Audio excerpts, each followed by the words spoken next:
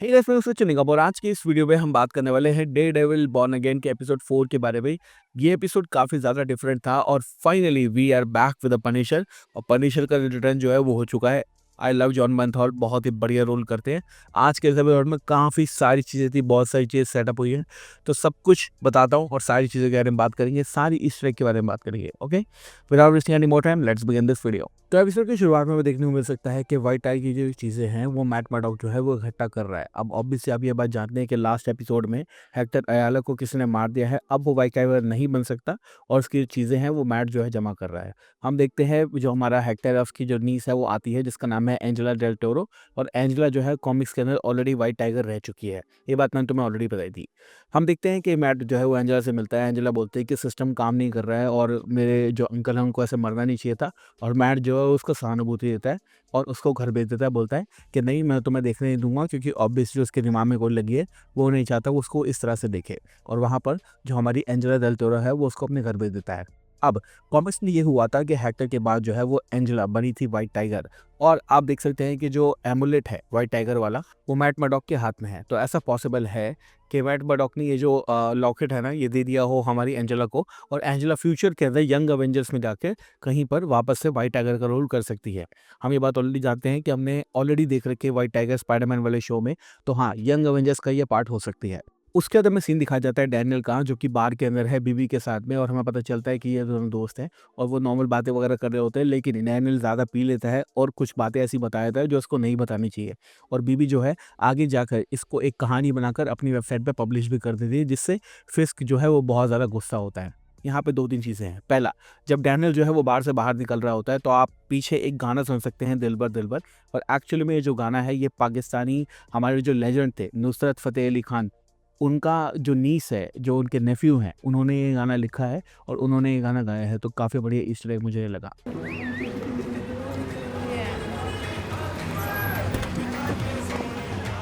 इसके साथ-साथ हम देख सकते हैं कि दूसरी साइड एक बंदे को अरेस्ट किया जा रहा है, जो कि कैरेमल पॉपकॉर्न चुरा रहा था। अब अगर ये इंडिया में होता तो इसके ऊपर 18% जीएसटी लग जाता, बट ये इंडिया में नहीं है और इसको पुलिस वाले पकड़ लेते हैं। तो बेसिकली मैट मर्डॉक का जो नया केस है वो ये बंदा होने वाला है।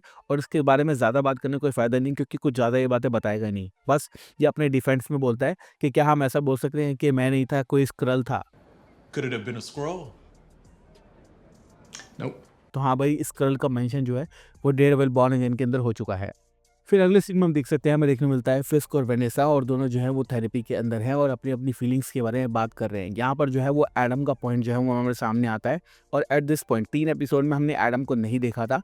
और मैंने जैसे तुम्हें शुरू में बताया था कि फिस्क के हाथ पे तुम देख सकते हो इसके हाथ पे चोट लगी है, इसका मतलब ये उसने पीटा है। तो ऐसा पॉसिबल था उस टाइम भी कि उसने एडम को ही मारा हो। और एपिसोड के एंड आते-आते हमें ये पता चल जाएगा कि उसने एडम को पकड़ के रखा हुआ है।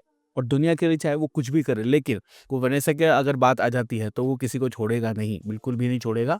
और यहाँ पे हम देख सकते हैं कि डेफिनिटली वनेसा और जो फिस्क हैं वो थोड़े करीब आने की कोशिश कर रहे हैं। कुछ पॉइंट पर उनकी सहमति भी है, बट एडम के पॉइंट के ऊपर जो फिस्क है वो बात नहीं करना चाहती। ये सेशन खत्म करने के बाद हम देख सकते हैं हेदर जो है वो वनेसा से पूछती भी है कि क्या तुम अपने हस्बैंड से डरती हो। तो यहाँ पर जो वनेसा है वो बोलती है कि मेरा हस्बैंड बहुत कुछ कर सकता है लेकिन वो मुझे हर्ट नहीं कर सकता। बट फिर भी कहीं न कहीं ना मुझे ऐसा फ़ील हो रहा है कि यहाँ पर ना शायद वेनेसा को खतरा हो सकता है। और जैसे वो वेनेसा यहाँ पे बोल रही है ना कि भई देखो, मुझे लगता है कि मैं बहुत कुछ कर सकती हूँ, मेरा हस्बैंड बहुत कुछ कर सकता है लेकिन वो मुझे हार्म नहीं कर सकता। मुझे लगता है कि किंगपिन जो है वो उसको हार्म करने वाला है, और जैसे मैंने पुरानी वीडियो में बताया था, एट सम पॉइंट वो वेनेसा को मार भी सकता है। उसके बाद हमें 2-3 सीन देखने को मिलते हैं जहाँ पर हमारा जो मैट मर्डॉक है वो वापस उसी पुलिस वाले से मिलता है जिसको उसने पेला था। और यहाँ पर उन दोनों के बीच में बातचीत होती है। एंड में जो पुलिस वाला है वो बोलता है कि मेरे कुछ दोस्त हैं जो कि तुम्हें पसंद नहीं करते हैं। तो वहाँ पे मैट बोलता भी है कि हाँ, तो जो मैं करना है जो कर सकते हो, लेकिन इस बार ज़्यादा बंदे लेकर आना, क्योंकि मैट मर्डॉक जो है वो इनडायरेक्टली इस पुलिस वाले को ये बोल रहा है कि लास्ट टाइम तो तुम 3 बंदे आए थे और तीनों की मैंने फिल्म कर दी थी, तो अब ज़्यादा बंदे लेके आइयो अगर तुम मुझसे कुछ भिड़वाना चाहता है। और बेसिकली यहाँ पे जो पुलिस वाला है ना ये झूठ नहीं बोल रहा है और ये बताता है कि मैंने हेक्टर को नहीं मारा है। और ये बात जो है मैट मर्डॉक उसकी हार्ट बीट सुन के कंफर्म भी कर लेता है। लेकिन एट सम पॉइंट हमें ये बात भी समझनी पड़ेगी कि इसके कुछ दोस्त हैं जो कि पनिशर का लोगो लगा के लोगों को मार रहे हैं, और ऐसा पॉसिबल है कि फ्यूचर के अंदर जब मैट मर्डॉक वापस से डेयरडेविल का सूट पहनेगा ना, तब ये बंदा वापस आए अपने दोस्तों को लेकर और मैट मर्डॉक के ऊपर हमला करे, जो कि डेफिनेटली होगा ही होगा, क्योंकि इसकी पर्सनल दुश्मनी हो चुकी है अब मैट मर्डॉक से। फिर हम देखते हैं फिस्क जो है एक स्कूल में पहुंचता है और वहाँ पर जो है बच्चे उसके लिए गाना गा रहे हैं, तो बिल्ड दिस सिटी, क्योंकि सिटी बहुत ज़्यादा पसंद करती है विल्सन फिस्क को, और विल्सन फिस्क न्यूयॉर्क के लिए कुछ भी कर सकता है। तो हाँ, लेकिन इस पॉइंट पे आप देख सकते हैं कि फिस्क जो है बिल्कुल भी खुश नहीं है, वो इससे बोर हो रहा है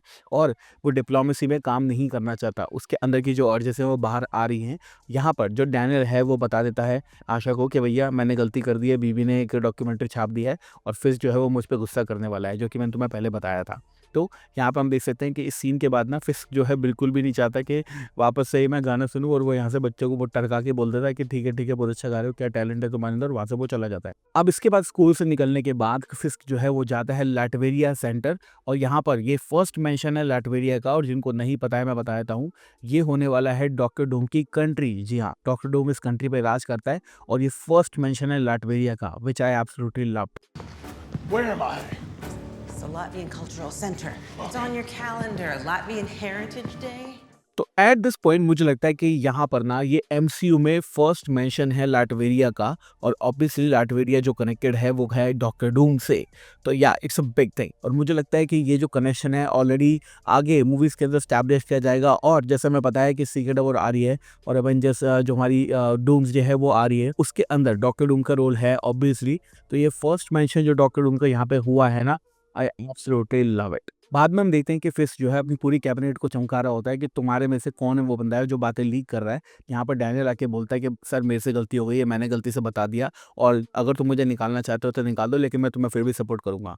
और एट दिस पॉइंट ना आप देख सकते हैं कि फिस्क जो है वो इस बंदे के लिए सोच रहा है कि यार ये बंदा बहुत ज़्यादा लॉयल है, और ऑब्वियसली यहाँ पे डैनियल है वो फिस्क के लिए कुछ भी कर सकता है, और ये बात जो है फिस्क डेफिनेटली फ्यूचर के अंदर यूज़ ज़रूर करने वाला है। अब ये बात वो जानता है कि डैनियल मेरे लिए कुछ भी करेगा, तो वो इसका इस्तेमाल ज़रूर करेगा। फिर हम देखते हैं हमारा जो डेयरडेविल है वो जाता है उसी जगह पर जहाँ पर हैकर को शूट किया गया था, और वो अपनी पावर का इस्तेमाल करके उस गोली को ढूंढ लेता है। अब उस गोली के ऊपर बना हुआ है लोगो पनिशर का, तो ऑब्वियसली यहाँ पर होने वाली है पनिशर की एंट्री, और जो हमारा मैट मर्डॉक है वो जाता है पनिशर के लेयर पे। लेकिन फर्स्ट ऑफ ऑल एक चीज़ तुम्हें ध्यान रखनी है कि यहाँ पर मैट मर्डॉक जो है वो पनिशर के ऊपर टैप्स रख रहा है, और उसको पता है कि पनिशर कहाँ पे है।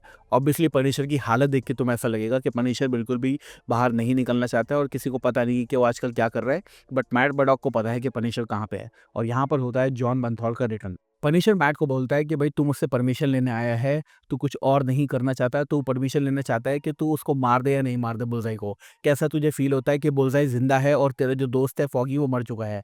अब एट दिस पॉइंट सबको पता है कि जो मैट है वो अपनी फीलिंग्स किसी को बताना नहीं चाहता, और वो फॉगी को मिक्स करता है। लेकिन यहाँ पर जो फ्रैंक है वो बोलता है कि मेरे को अभी भी मेरे बेटे की आवाज़ मेरे कानों में आती है, और वो बोलता है कि सबको मारता हुआ चल, इसलिए मैं ये जो काम करता हूँ इसलिए मैं करता हूँ, और तुझे भी वो आवाज़ आ रही है, तू इसको इग्नोर मत कर, और कुछ ना कुछ इसके बारे में कर। और डेफिनेटली अब इससे ये बात तो पता चल रही है कि मैट मर्डॉक जो है वो कुछ बड़ा करने वाला है। हो सकता है कि आने वाले एपिसोड्स के अंदर ये बुलजाई को मार भी दे। अब इस सीन में ना एक चीज़ तुम्हें गौर से देखनी, वो ये है कि जॉन बंथॉल जो है वो काफ़ी साल बाद पनिशर का रोल कर रहे हैं, but he hasn't left a beat. मतलब आप देखोगे तो आपको लगेगा कि हाँ भाई पनिशर वाला जो उनका पूरा शो था, पूरा जो आर्क था डेयरडेविल के सीजन 2 में, उसी को कंटिन्यू करके ये अब बॉर्न अगेन के अंदर दिखा रहे हैं, और ऑब्वियसली बहुत ही बढ़िया एक्टर है, तो रोल उनका बहुत ही मस्त मुझे लग रहा है। आई एब्सोल्युटली लव इट। और ये बात भी कंफर्म हो जाती है कि कहीं ना कहीं जो पनिशर है ना, वो किसी पर्पस के लिए काम कर रहा है।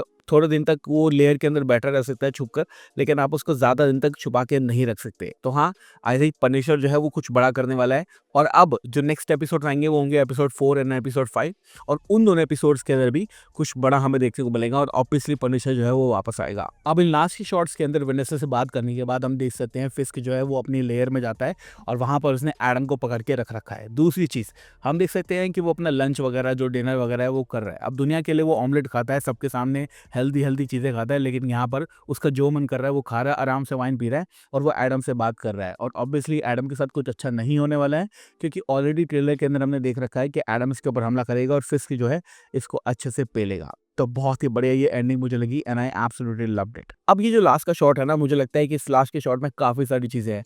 हम देख सकते हैं किंगपिन जो है वो नीचे जा रहा है और जो डे डेविल है वो ऊपर जा रहा है। अब बेसिकली अगर देखें तो लोगों की नज़रों में आज की डेट में किंगपिन है एक एंजल है, लेकिन एंजल जा रहा है हेल में क्योंकि एक्चुअल में वो एक डीमन है। और अगर बात करें डे डेविल की तो वो एक डेविल है नाम से, लेकिन वो जा रहा है अब क्योंकि वो एक एंजल है। तो बहुत ही बढ़िया यहाँ पे एक तरह से पैरेलल देखने को मिल सकता है कि दोनों इंसान अपनी लाइफ को छोड़ना चाहते हैं, आगे बढ़ना चाहते हैं, बट दोनों के अंदर जो प्रवृत्ति है, जो उनका नेचर है, उसको वो चेंज नहीं कर सकते। So thank you so much for watching this video guys. मैं हूं सचिन, मिलूंगा आपसे अगली वीडियो के अंदर। Bye guys, take care, love you all and have a great amazing day.